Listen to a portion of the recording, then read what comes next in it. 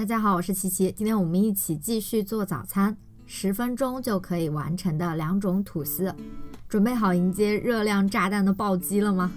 我找不到比冬天的早晨更适合的季节来吃它了。你们冬天一般早餐都吃啥呀？也可以弹幕或评论分享一下哦。那我们就开始吧。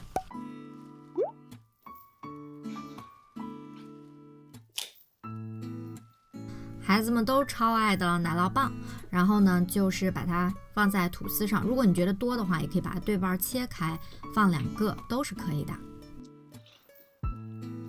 预热好的烤箱大概200摄氏度，烤个7、8分钟左右，当然放空气炸锅也完全没问题。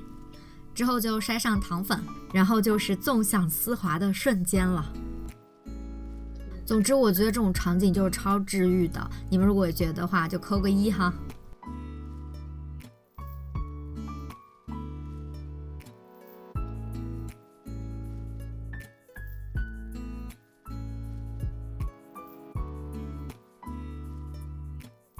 第2种就是只需要3种材料的法式吐司，特别的简单。把牛奶浸一下吐司，大概只需要浸泡个10分钟就好了。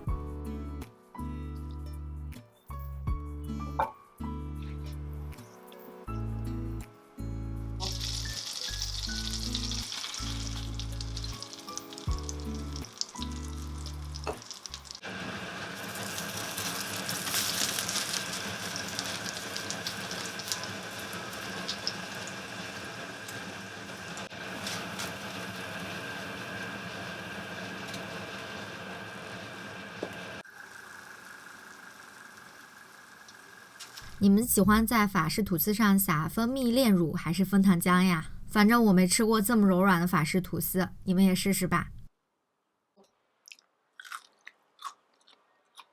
希望大家喜欢今天的视频，我们就下期见吧，拜拜。